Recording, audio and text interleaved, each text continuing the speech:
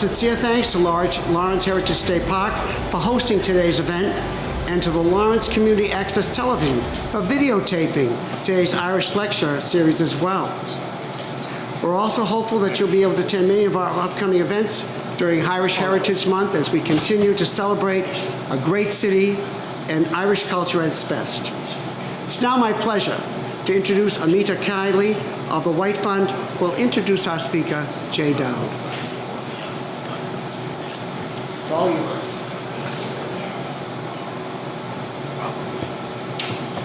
Good afternoon. My name is Amita Kiley, and I'm a trustee of the White Fund. I'm also the collections manager and research coordinator at the Lawrence History Center on 6 Essex Street in the former Essex Company headquarters. The White Fund is a charitable trust established in 1852 by the Honorable Daniel Appleton White to benefit the citizens of Lawrence, Mass. One aspect of the White Fund is to host a series of lectures that enlighten the mind and elevate the character. Judge White's chief concern was for the advancement and success in the lives of the young men and women of Lawrence.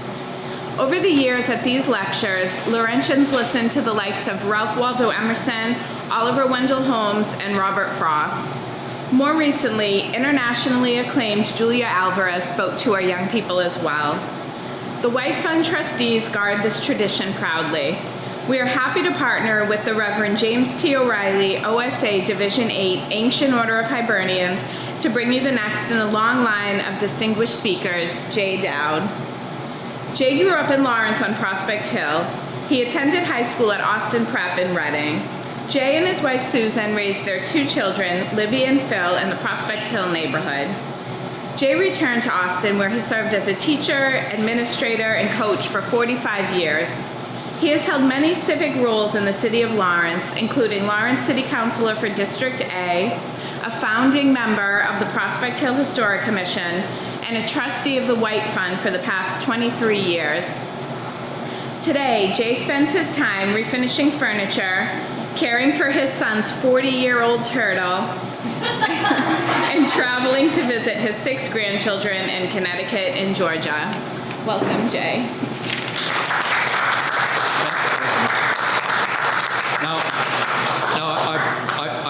I don't know if I have this down right, but I'm going to give it a try. Karen, what do you got?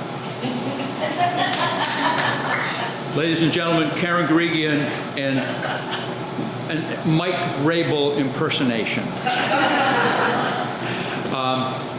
Karen is now nationally known after the Super Bowl for taking the very first question from Coach Vrabel and quarterback Drake May, not only in Foxborough, but in our 2 city councilors, our 2 city councilors with us today, Mark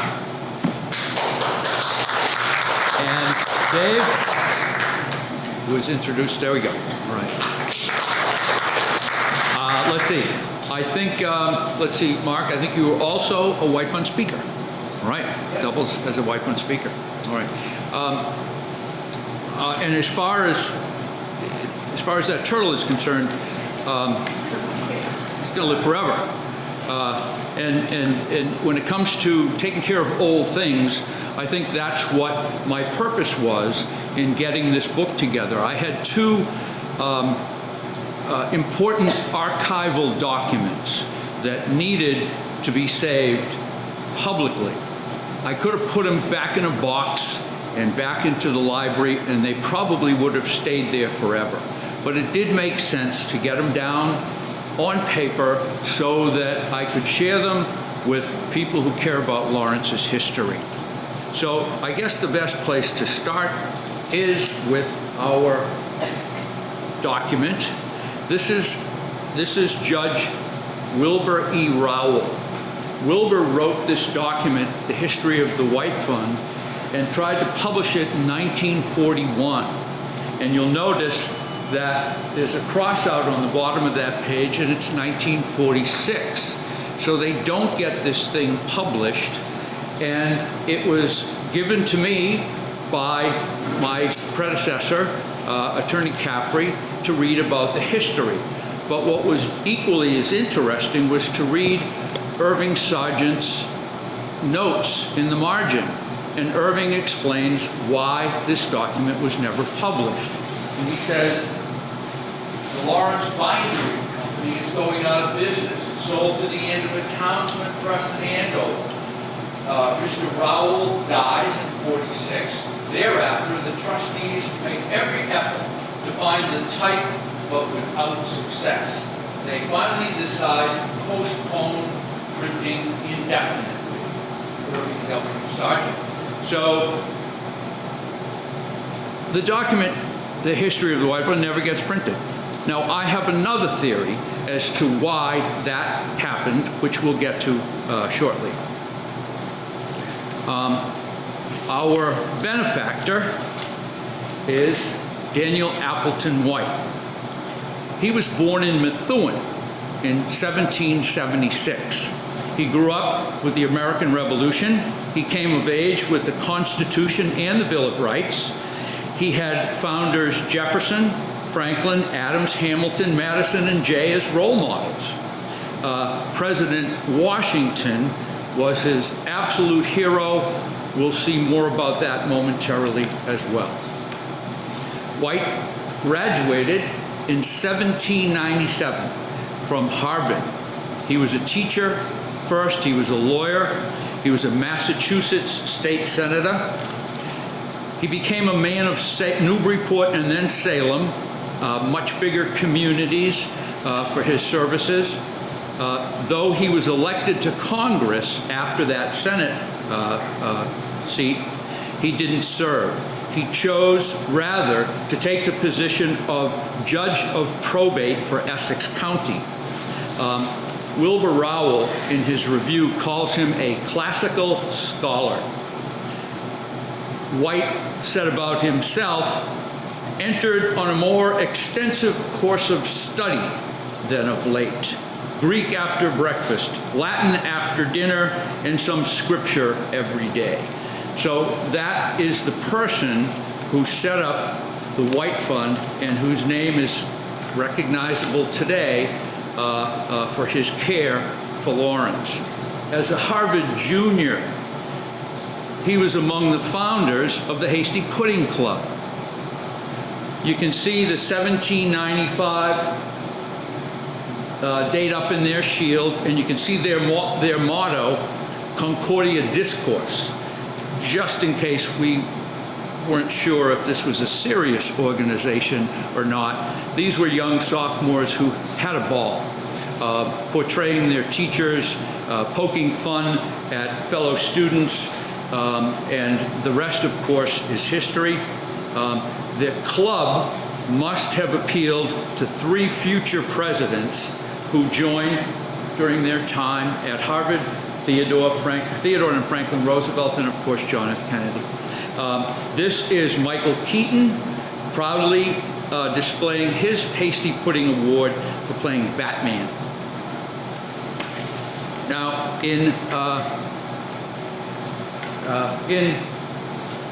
I like to call these institutions that have White's fingerprints all over them, and they're still alive and well, which is just remarkable given his age and his entry into public life.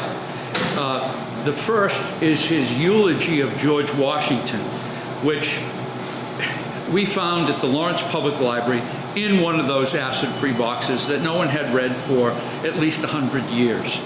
It is a terrific read. When you do, make sure you have lots of quiet, patriotic music in the background. His devotion to Washington is incredible. He compares him just about to every world leader in history. He was the first president of the Essex Institute at Salem, which is now known as Peabody Essex Museum. That's the place that in his lifetime he left his personal library of 8,000 books. Lawrence wasn't quite ready to take that in his retirement, so it went to Salem. Now, here's a brief discussion on the origin of the White Fund. How did the White Fund take off? Where did it begin? So I like to call this first slide, this is Lawrence in 1845. I like to call this Lawrence with trees. There is nothing here in 1845, and and you can see that the land that becomes Lawrence is in fact Methuen. So Lawrence gets carved out of Methuen. I guess we'd have to study Methuen's history to see how favorably that was viewed, but this recognizable street here is Haverhill Street, and Haverhill Street was probably the only thoroughfare across. This of course, here is East Haverhill Street. So right here is White's cemetery, his family cemetery, and that's going to be important.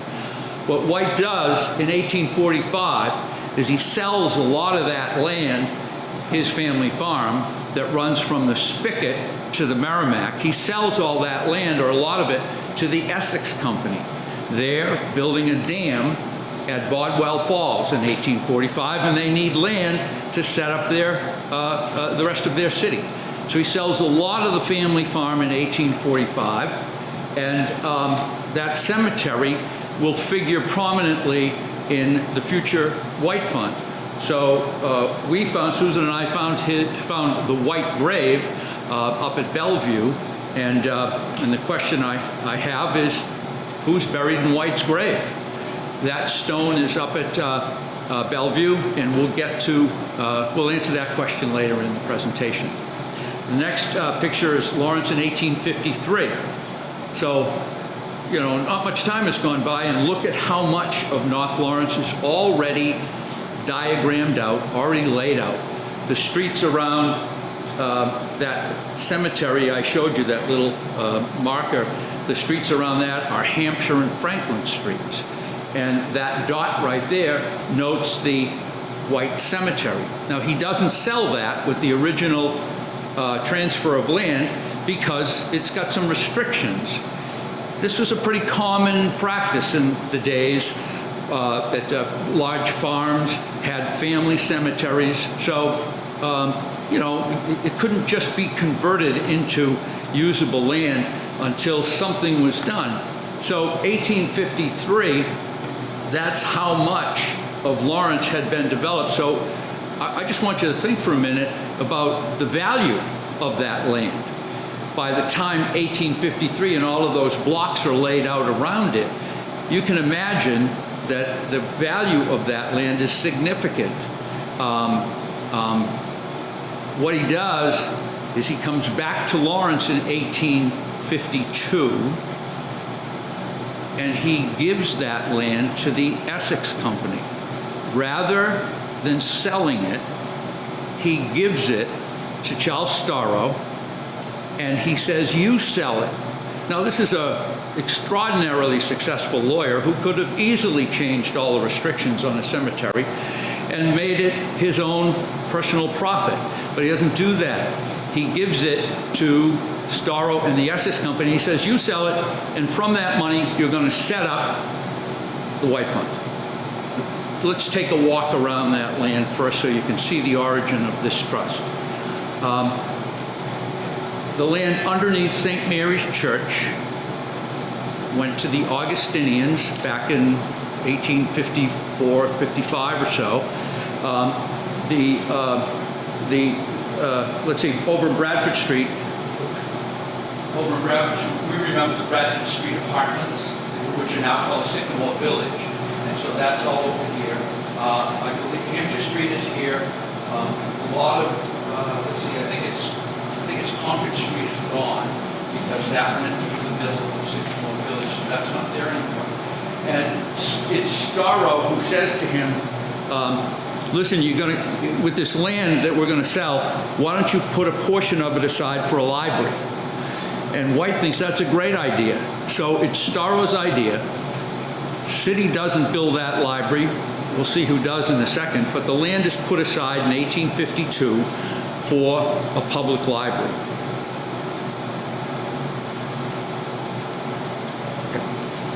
So we have 6 acres, and the 6 acres equals a legal document that's known as the Indenture of 1852. The document sets aside land and purchases books for a public library.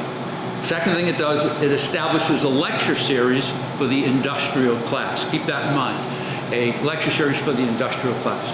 It establishes a grant program for the betterment of the young of Lawrence. Now, these are the first trustees that Storrow recruits with White's approval. Storrow himself, Lawrence's founder, right? Nathaniel G. White, no relation. And finally, Henry K. Oliver, a very recognizable name, Storrow for sure, Henry K. Oliver. I'll show you where Nathaniel White's name appears in 1 second. So the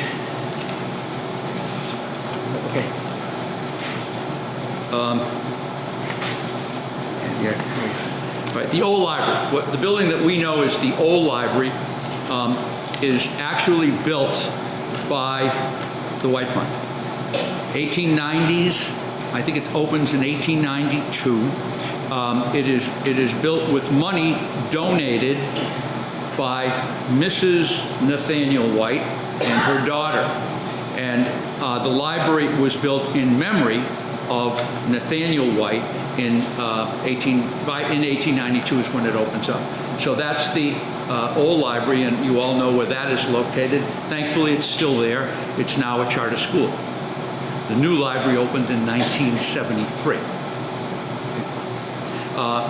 The plaque dedicating that library to Nathaniel Gilman White now hangs inside the new public library. And I guess this is an example of history that most of us have forgotten. We walk into that library and there's all kinds of plaques up on the wall. Well, here's the man whose memory that first library was built. That plaque was moved over to the new library when it opened. Right.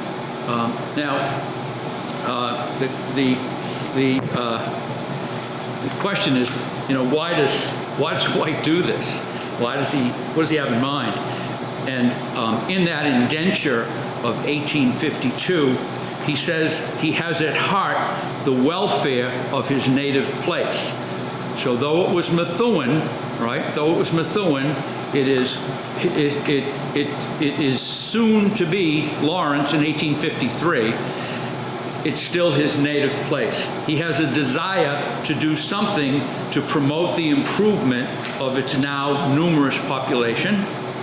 And his focus is on the industrial class. So the industrial class, as portrayed by Winslow Homer in his famous wood carving Bell Time.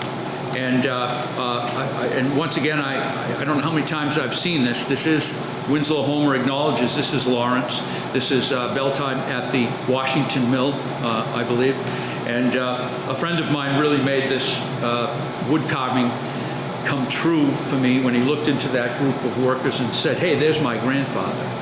And he said that with great pride, knowing that his grandfather certainly lived and worked in the Lawrence Mills at this time in history.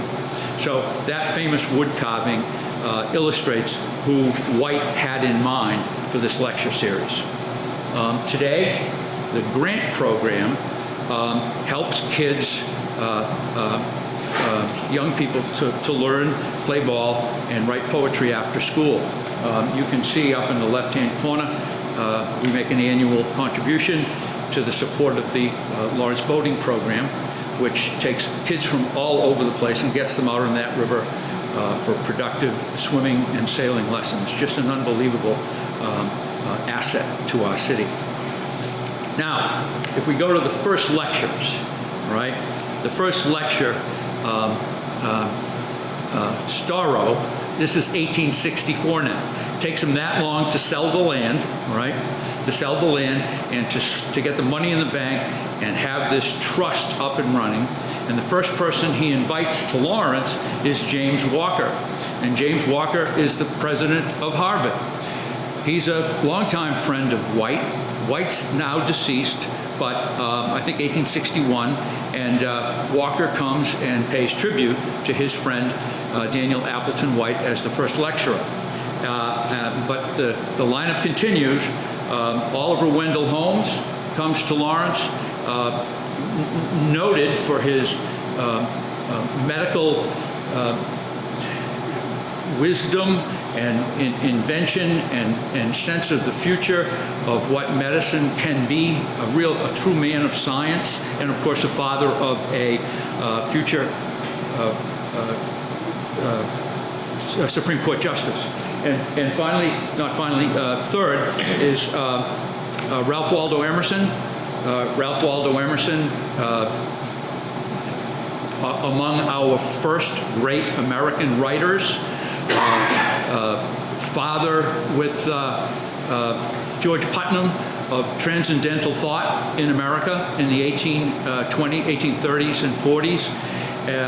He actually comes twice to Lawrence to speak, and followed by Putnam, of course, his fellow transcendentalist, a guy by the name of Richard Henry Dana, who is known as an abolitionist who defended the fugitive slave Anthony Burns in Boston, and finally Joseph Thompson, Reverend Joseph Thompson, who among his many contributions to America include publishing Emily Dickinson for the first time. Emerson, Dana, Thompson, Putnam, all were rabid abolitionists that Storrow brought here for the first lecture. And then, of course, here's what he tells us.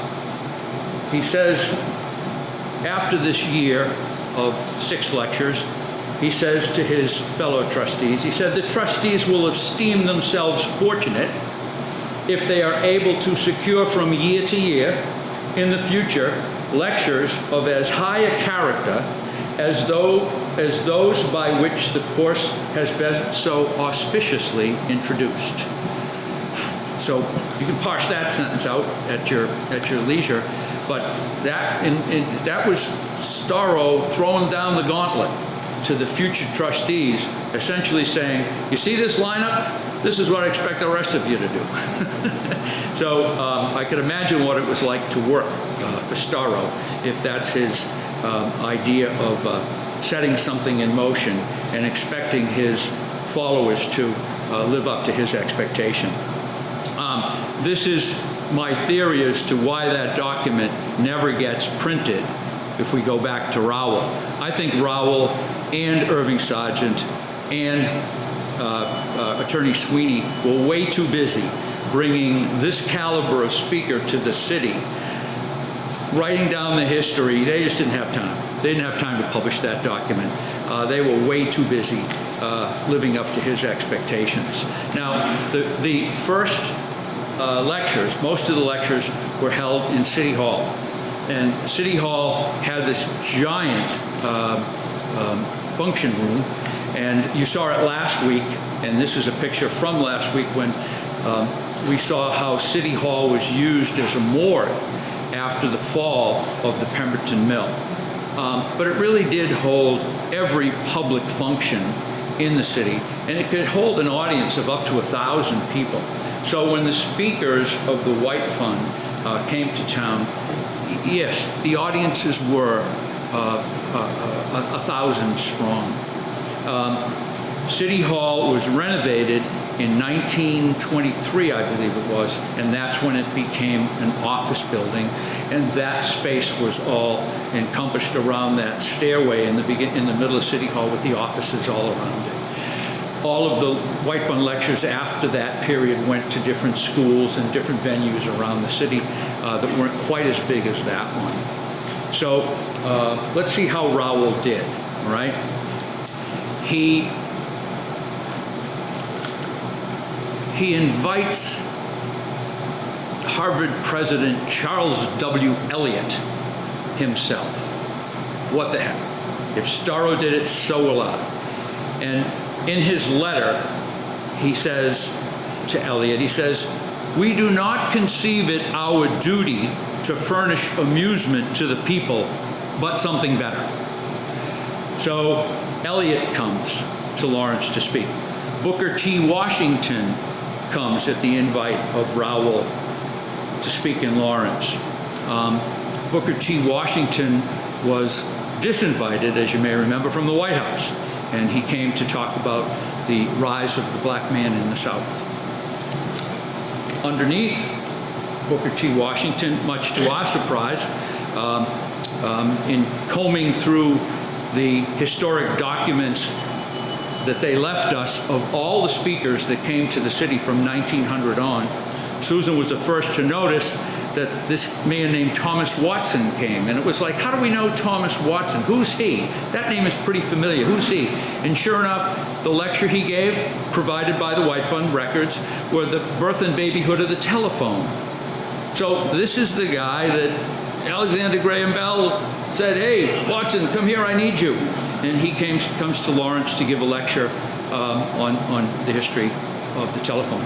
Jacob Riis is, Jacob Riis is what was known as a muckraker, and the muckrakers in journalistic history were investigative journalists. And he did a lot of work in New York with the camera, and his goal was to reveal the abuses, especially of child labor in the mills.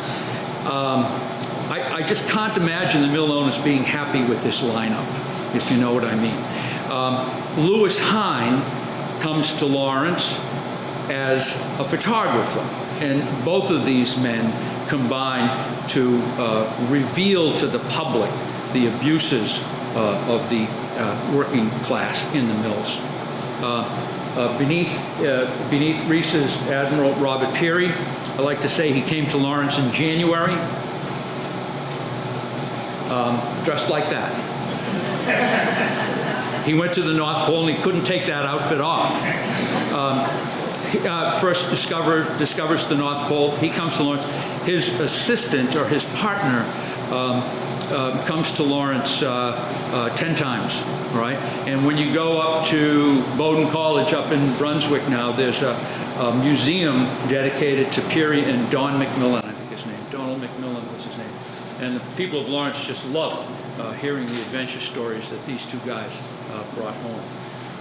William Howard Griggs is just, I don't know how to describe him. He called himself the itinerant teacher. He delivered 214 lectures over time here, over a 46-year period. He wrote about authors. He delivered lectures about philosophers, about social issues, and steam boilers. This guy, I would have to describe him as a worldologist. He seemed to know everything. He was the guy in the room that considered himself the smartest guy in the room, and I think he had a lot going to back that up. 214 lectures.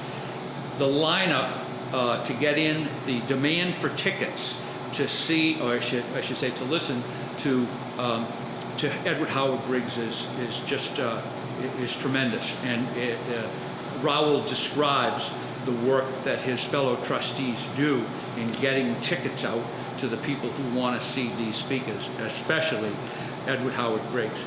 Now, the next man is F. Hopkinson Smith. Now, I have to share this with you. F. Hopkinson Smith, I think, brought the best mustache on the East Coast to Lawrence, and he has, I think, Raoul uses him. I'll tell you what he did in a second, but Raoul describes an old custom that the trustees had, and he said, with Smith on the podium, he says, an old custom was to invite prominent citizens to sit on the platform, presumably to vouch for the speaker and give emphasis to what he said. On one occasion, the lecturer was F. Hopkinson Smith, a man of distinguished appearance and rather imperious dignity. A local admirer got himself included among the prominent citizens. He also got himself somewhat excited by alcoholic means. And he was heard to address Mr. Smith as Smitty, old boy. And he showed a desire to slap him on the back. The exhibit of prominent citizens has fortunately faded out long since. Smith was a poet. He was a very accomplished landscape artist, and he was an engineer. And his company built the foundation for the Statue of Liberty. Now, okay, our next slide, we put a couple of people together here. The guy on the right, you recognize him as Robert Frost. Robert Frost spoke in Lawrence twice. Once, I believe it's the year after he wrote and published A Road Not Taken. He spoke at the Oliver School. If you have a chance, one of those flyers over there is the actual flyer from Frost's lecture, which was titled The Sound of Poetry. All right. To the left is Catherine O'Keefe O'Mahony. Both of those people spoke in 1916, in the program of 1916. Catherine O'Mahony had lectures highlighting women in war being one of them, and my favorite, Joan of Arc. Once again, I don't imagine the mill owners were happy to see that Catherine O'Keefe Mahoney was on the circuit. Now, let's see the reason. Okay, if we go to the next, right? So who is Catherine O'Keefe? There she is, right here. Catherine O'Keefe O'Mahony. She was born in Killarney, in Kilkenny, in Ireland. She came to Lawrence as a child. She was a reporter at one time and the editor of the Lawrence Journal. She was the author of such books as A Sketch of Catholicity in Lawrence, and in 1882, famous Irishman in 1907. She was a publisher of the New England Catholic Herald. She was a founder of the Women's Auxiliary that would become the Reverend James T. O'Reilly Division 8 Ancient Order of the Hibernians in America. I figured you already know that, but that's like really important today to know who Catherine O'Keefe O'Mahony is. Now, let's see. Next slide would be her book, Famous Irishwoman. Here's her signature. She signed it to her friend who donated the book to the public library. And this is her dedication. To the memory of my father and mother, from whom, under God, I received a priceless heritage, the faith and the blood of Ireland. Once again, timing is everything, and bringing her to your attention is a really important part of this lecture today, because, next slide, right, I want to talk about her day job. If you give me 1 second. Her day job, she was a teacher at Lawrence High School. And her student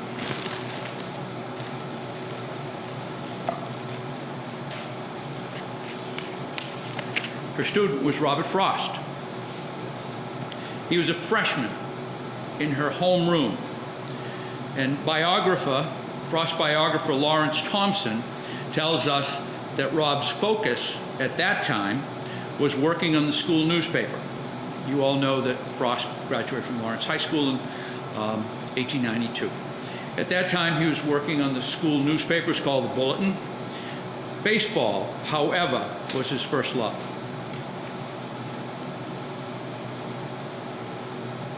Thompson tells us that by accident, or rather through a happy ignorance and a misunderstanding, his attitude towards writing did undergo a very important change near the end of the school year.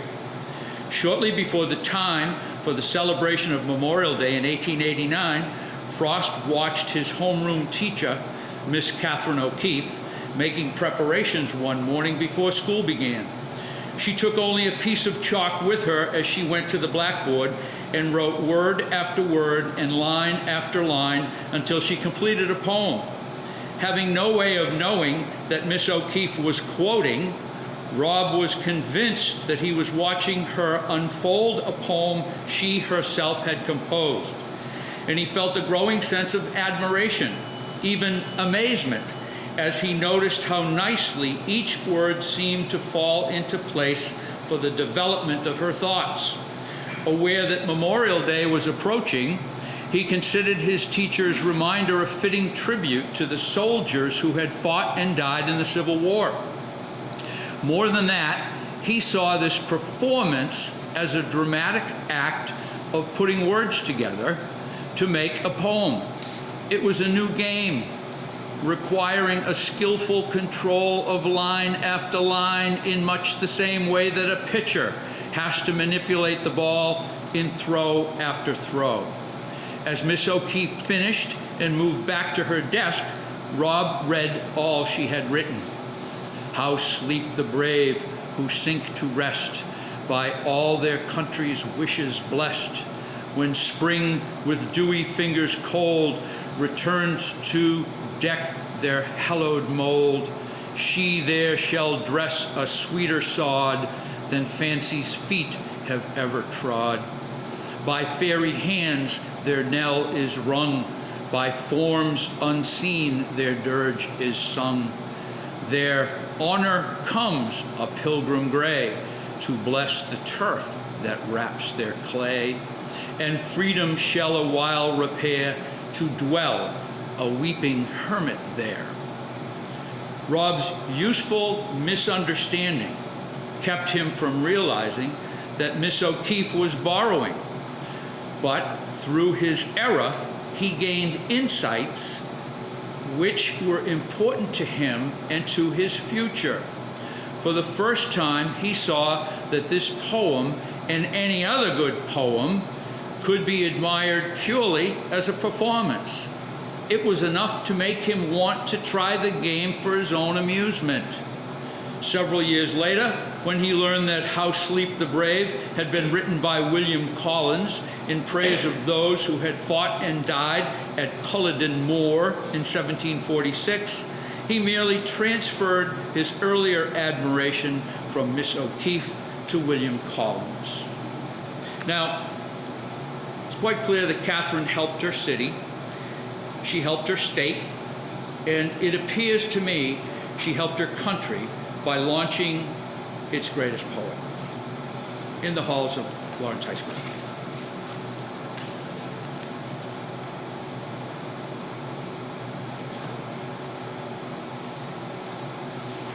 One other priceless line. Rowell, after one of her lectures, she was a White Fund lecturer, as I mentioned to you. After one of her lectures, Rowell says to us, an almost annual lecturer of the early part of this period was another resident of Lawrence, a beloved school teacher, Catherine A. O'Keeffe O'Mahony. A stranger, remarking upon a program which bore her name, said he thought she must be Irish. And with all of his Yankee self-control, he leaves that line alone. I don't know anyone who would have left that line with no response. Thank you, Wilbur. Let's see. All right. Now, what happens, I'm going to say from about 1947 on,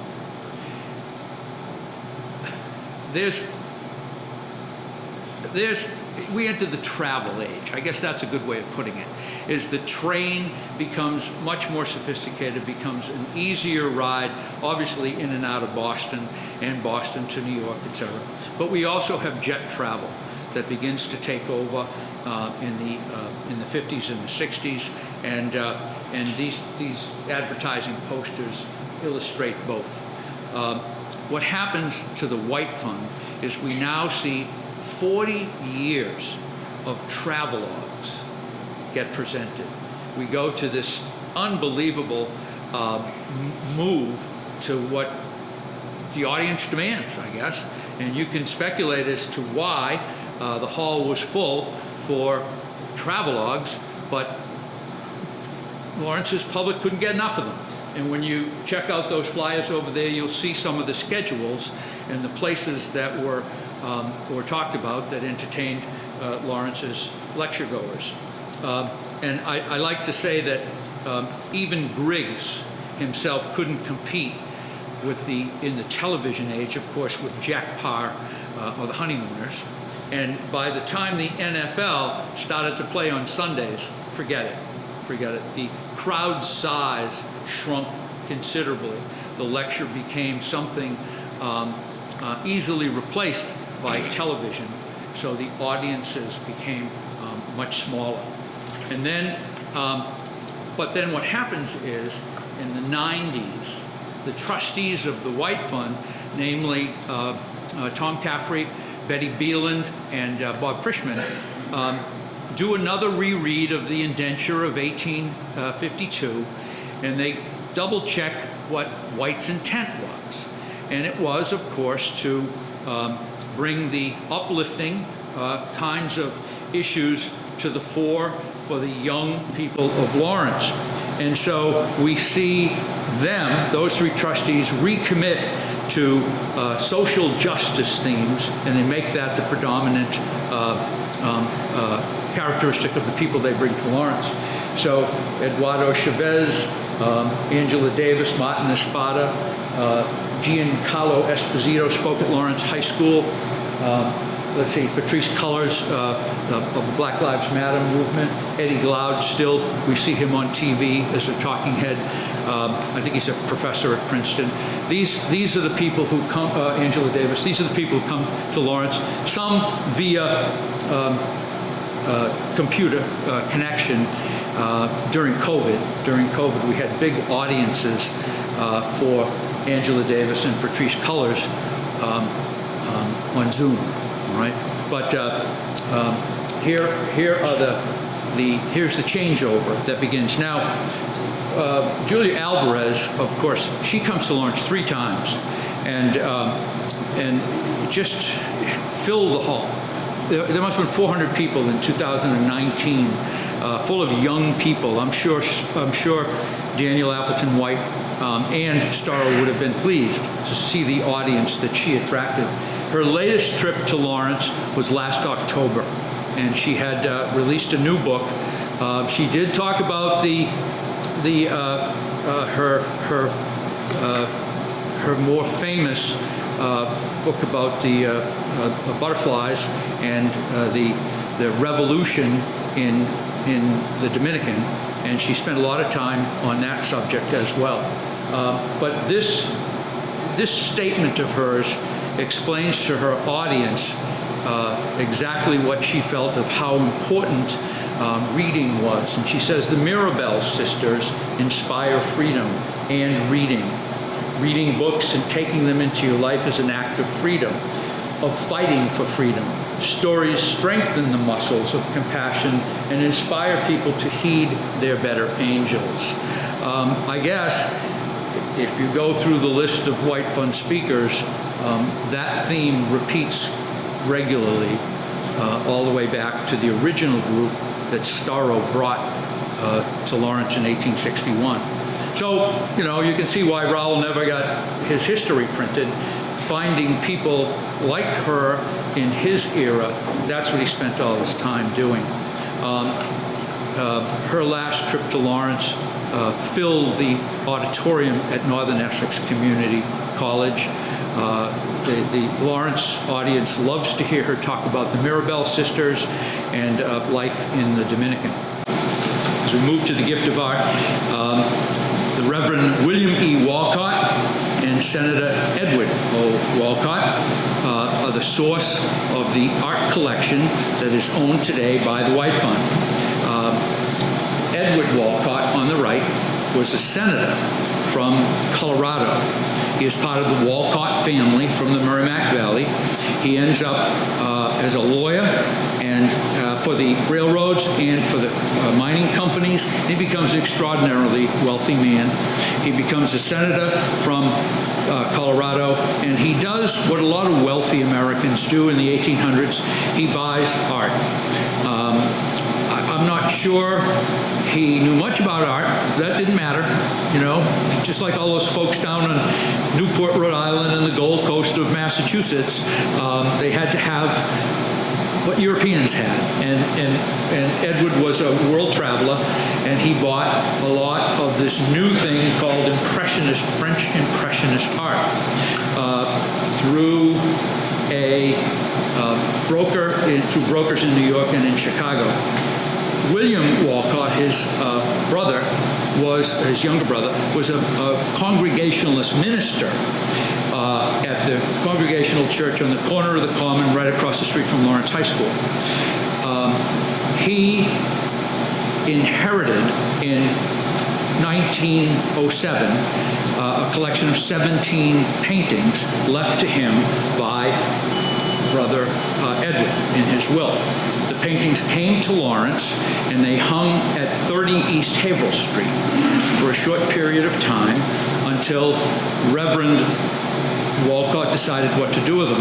Now, you know, I like to compare Walcott at this time to Daniel White, because, you know, when you think of it, Walcott could have kept these paintings. He could have given them to his family. He could have sold them. They had considerable value. They were of considerable value even in 1907 and 1911. But he didn't. He gave the paintings to the citizens of Lawrence, and he gave them to the White Fund to hold for the citizens of Lawrence until such day as Lawrence builds a museum. And all of that is written out in the will. And the day that Lawrence has a museum, he clearly expected this collection of art to go from his house to the Lawrence Public Library to the Museum of Fine Arts and then back to Lawrence. Well, that museum never got built, as you know. So today that collection is stored at the Museum of Fine Arts. I think it's the democratic spirit that comes through in Congregationalism that inspires him to make this move.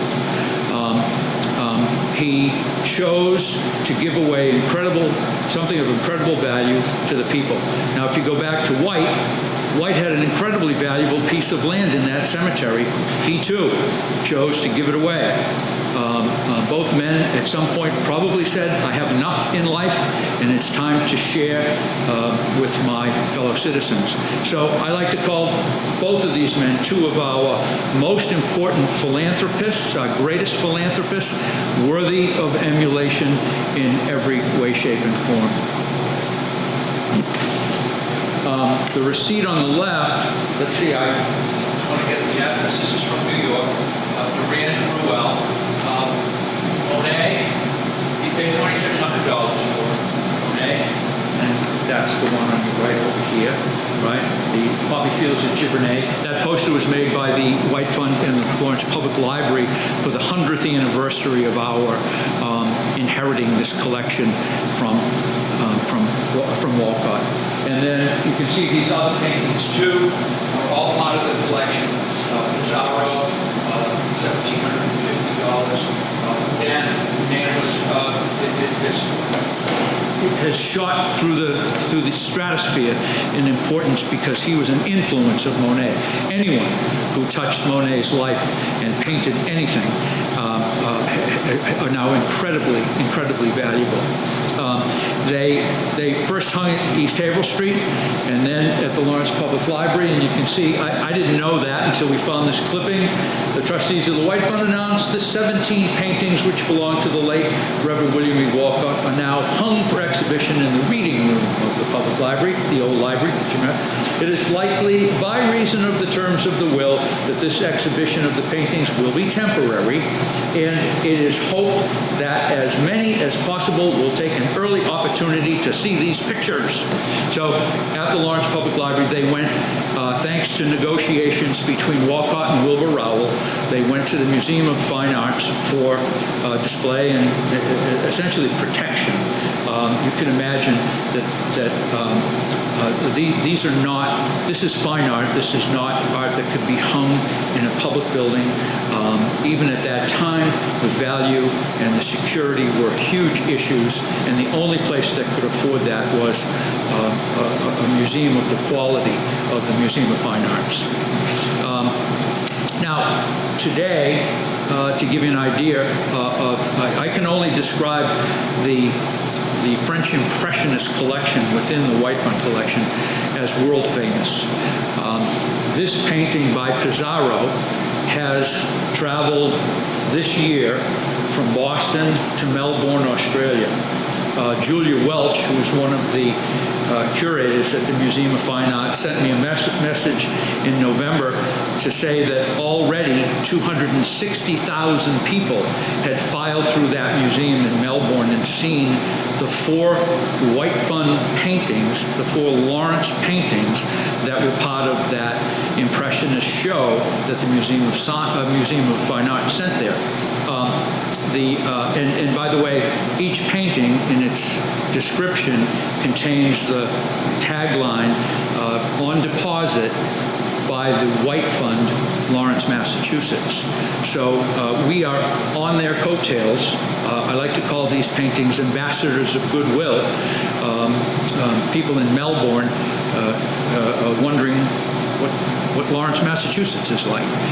From Melbourne, this collection, this show, this Impressionist show containing 4 of our paintings, went to Singapore, and that's where it is today. In Singapore, she predicted in her note to me that the crowds would likely match the crowds in Melbourne. They'll be back, I think, sometime this spring to Boston.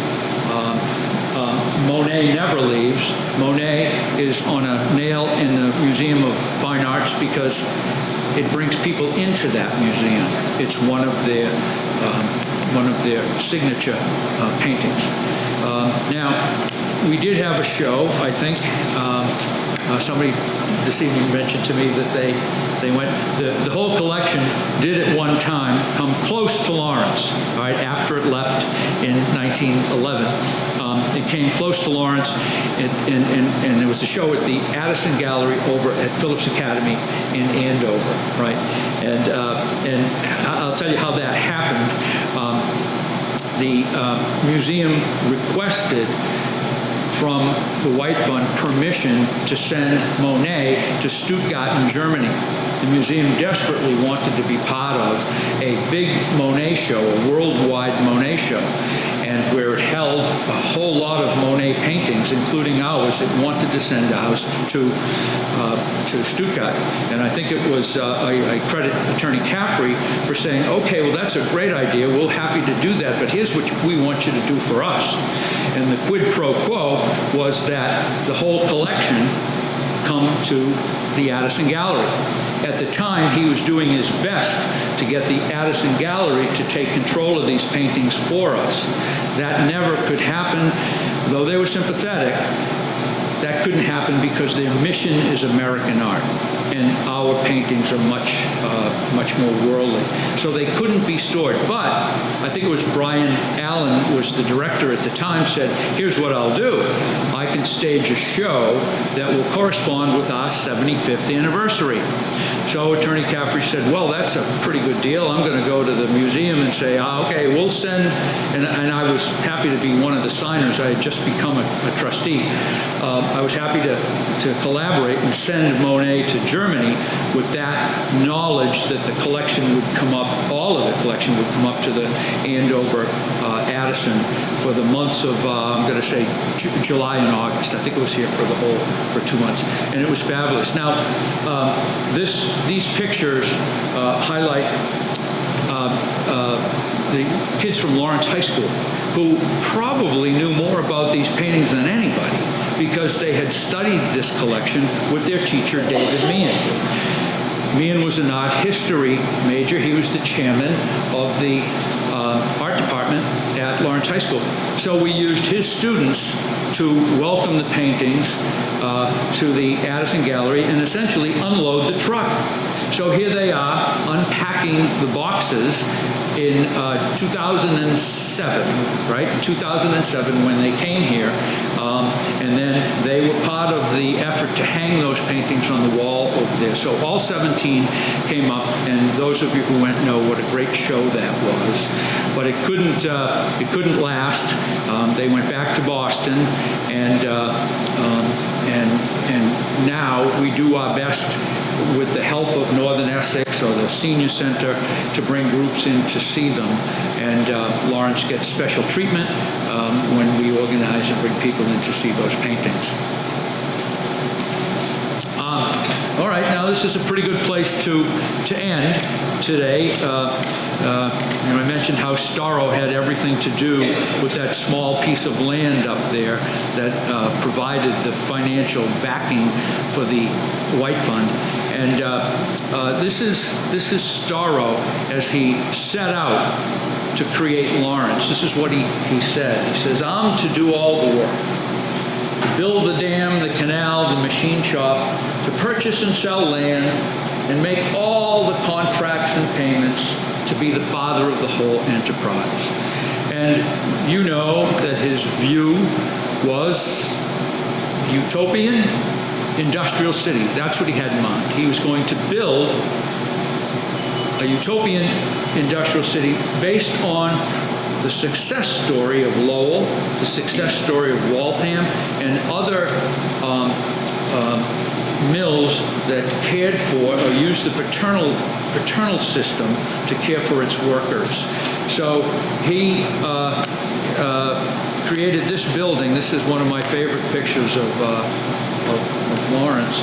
That's the machine shop, and this was an advertising brochure from 1852, I think, where the machine shop was their centerpiece. And that building, they took great pride in. That's where they were going to make all of the machinery that would be required for the canal system, for the falls and the canal system. Not to mention locomotives. They built locomotives in that building as well. And it is such a representation. This was an advertising flyer, by the way, created as a lithograph to bring interest to Lawrence. And you can see the perfection laid out right before our eyes. That building today with the common in front of it, that's the location of the Everett Mill. So the Everett Mill in 1909 took up what Storrow envisioned as a common in front of the stone, in front of the machine shop. That building today, you and I know, is the old stone mill, and it has just been renovated, and it is now called Stone Mill Lofts. And when you go by that building today, it is just magnificent. It is as picturesque and as beautiful as the day it was built. All of Lawrence's mills, as you know, are built from brick. That one was built from granite blocks. And let's see, I just want to go back 1 second. This was the beginning right here of dormitories that Storrow built for the working farm girls to come and work in the mills. And as part of that system, those dormitories, we're sitting in one of them, as you know. We're sitting in one of those dormitories today. They extended from Union Street all the way down to Broadway, and there were another block down the Methuen Street block. There were lots of them, and they were full at first of the workers that Storrow recruited from the farms of New England to come and be the workers in the mills, under the care and guidance, of course, of the mill-owning class. Let's see. This is one more.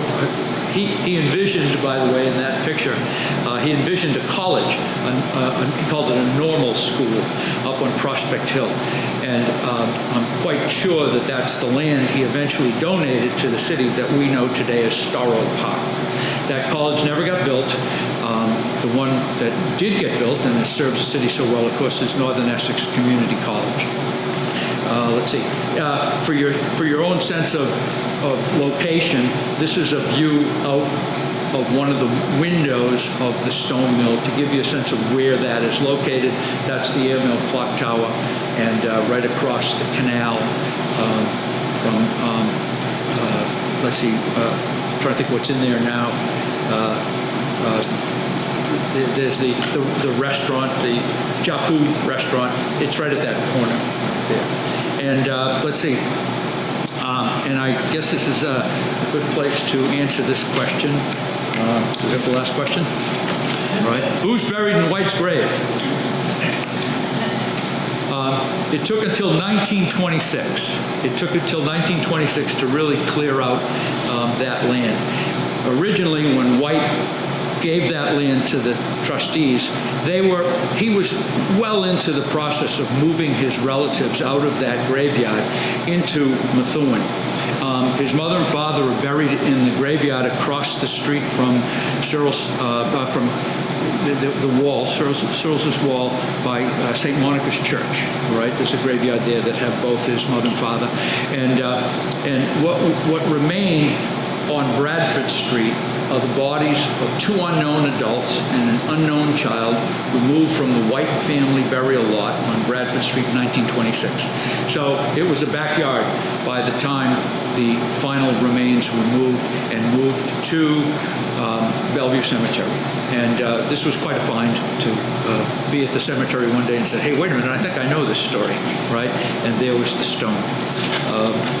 So the kind of the last note I'd like to make is that it's my hope that this story, this book, reaches the young people of Lawrence who will see Daniel Appleton White and William Walcott as a working model worthy of their time someday serving the public. And if the young people of Lawrence can take this story into the next generation, I think these guys provide quite a good foundation for them. Thank you.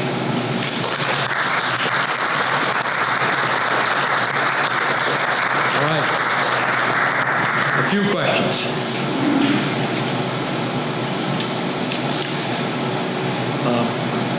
Yes, Bill. Yes. Yes, it's a trust fund managed professionally.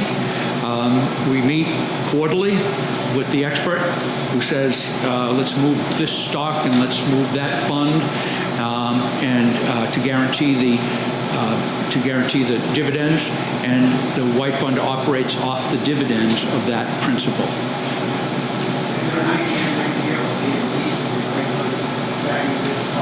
Sure. The White Fund is worth $1 million, right?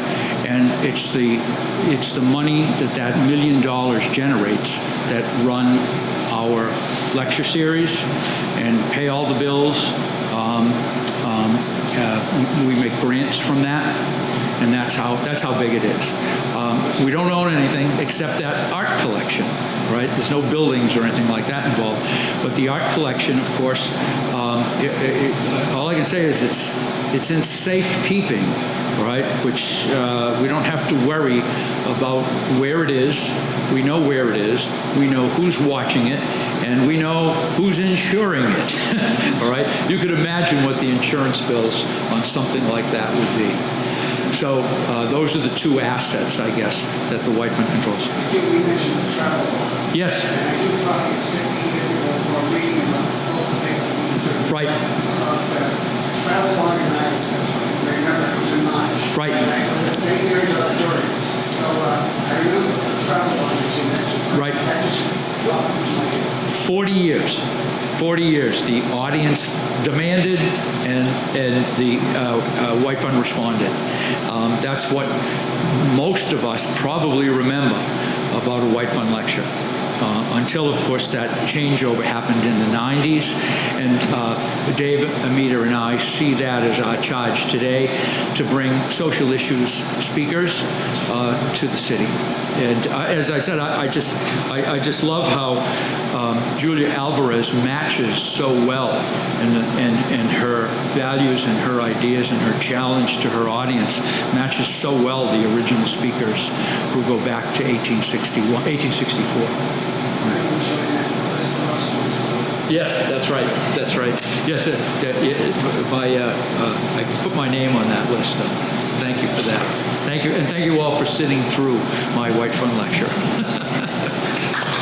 Yes, sure, go ahead. Got one more question. Any chance you get any of the paintings back over to Addison? Once more. Get some of the paintings back to the Addison on the show again? Well, let's see. I don't know. That was a real special event. It was their 75th anniversary. There's nothing in the works to do that. We do support the Addison in our grant making to get Lawrence kids over there to see the collection that they have, and they work with Lawrence kids. But there's nothing in the works, and that's a great idea, by the way, to do that again. It was so well received, right? I remember it well. That was really something. But yeah, we'll give that a try. What about the other trips you were talking about? What do you think about going into Boston? Well, let's see. We need an organization to organize a trip for us, and then we sponsor. So right now, the organization that does that is Northern Essex, and it's students and teachers from Northern Essex. In the past, the Senior Center has organized a trip. Yes, we envision other agencies in Lawrence who have an organization or have a list of members to organize trips if their membership so indicates. We're happy to support that kind of trip. And yeah, that would be great fun. And our docent is just an expert who takes you through the whole museum by the time you get to there. It's really the kids from Northern Essex love the trip, and I know adults would too. So yeah, we'll try to find other organizations that will do that. Maybe starting with the Lawrence Public Library. They don't display all of the funds. No, you mean of the 17 paintings? No, it really, and I guess that's part of that. The disappointing part of their storage of these paintings is that 5 or 6 or 7 get up on display regularly, and 4, as I mentioned, are out in the world, right? But there are paintings of lesser, I don't want to say quality, but lesser interest that don't see the light of day, and they did at Addison, which was tremendous. They did. When the library took a trip at the 100th anniversary, they put all 17 out for us to see. So occasionally, but generally no. Yes? I was at that. There was no one to talk about the paintings or anything like that. It was short stuff. So there was no one that detailed all. Oh, you mean at the Addison show? No. Oh. At the museum. Oh, at the museum show, yeah. The 3 of the paintings, I think, are on permanent display. Right. On the second floor. Right. Yes. Monet. And 2 Pissarros. Those are the ones that are up all the time, most of the time. And of course, the world wants to see them, so they're on that tour, along with Dalot. Fritz Dalot is another influence on Monet. It's all about Monet as far as the world is concerned. And so those are the paintings that are out in the world. But yeah, you're right, 5, 6 paintings are the ones that see the light of day most of the time. Now, a couple of those paintings, a few years ago, nobody cared about them. So what happens in the art world is, things get on a run, and all of a sudden, people get interested in different artists or different themes, and so some of those paintings that are never on display will, in fact, be up on display someday. Yes, Mike? 2 questions, Counselor. One is that site where the old library is. Yeah. Is that where he was born? Is that where he was? Oh, good question. All indications are his farmhouse was on the site of Lawrence High School, right, at Haverhill Street, and though Lawrence Street wasn't there, Haverhill Street was there. That was the site of the farmhouse. And they owned a lot of land from the Spigot to fairly close to the Merrimack, right? And that was all the White family farm. And when you read Rowell's history, White describes the beauty of the land that he grew up on, but that's where the house was. And so we can say today, safely, that White was born in Lawrence, which is formerly part of the. He was born in Methuen. Yeah. Yeah. He was born in Methuen, that's now currently known as Lawrence. That's right. That's right. And my second question is the Appleton middle name. I realize Appleton's one of the founders of the city. What's the relation? How did White get that Appleton name? Oh, boy. Great question. Daniel Appleton White. Okay, I'm not sure, but the Appleton name goes so deeply into Massachusetts history that somehow in marriage, the White family and the Appleton clan connect, and he gets that as a middle name. And you know Appleton Street is based on an Appleton who was a member of the Essex Company, as Jackson Street were members of the Essex Company. Tom? Where was that graveyard again? On what street? Let's see. If you go, take St. Mary's Church. Yeah. Take the public library, the old library. Yeah. Okay, underneath both of those buildings, that was the graveyard. Go down a block, go down Franklin Street a block, go down Hampshire Street a block to Concord Street, and that was the southern end of it. Concord Street is now gone. It's all part of the village. And we, like I said, we knew that as the Bradford Street Apartments, and all covered with tenements, as you remember, until urban renewal cleared that whole neighborhood out. Yes, Sharon. Were there any other families already there? Any other families? Not that I know. You mean of White descendants? No, or others in the area? No. Which ones? Did anybody else live in that area? Oh, now, Sharon, you mean? No, at the time, Oh, at the time? I was wondering if there was a chronicling family that's in that area. Yeah. Oh, that was a huge tenement neighborhood, right? But I'm talking early. I'd say very early, when that land was sold, Storrow had vision of zoning, and he zoned in around that neighborhood and along Haverhill Street for fine homes to be built. And there are a lot of really beautiful houses that were built on Bradford Street, and I'm pretty sure that would have been within his original plan of the perfect city. He envisioned single-family homes built close to the downtown area, occupied by merchants and people who were successful and had come to the city to make a living. And if you remember, along Haverhill Street, there were beautiful houses, and there's a few left that have been renovated, some not renovated, but a lot got torn down. And so if you go down a couple of blocks from Hampshire Street and Franklin Street past St. Anne's Church, all of that was residential, and it was quite nice in the beginning.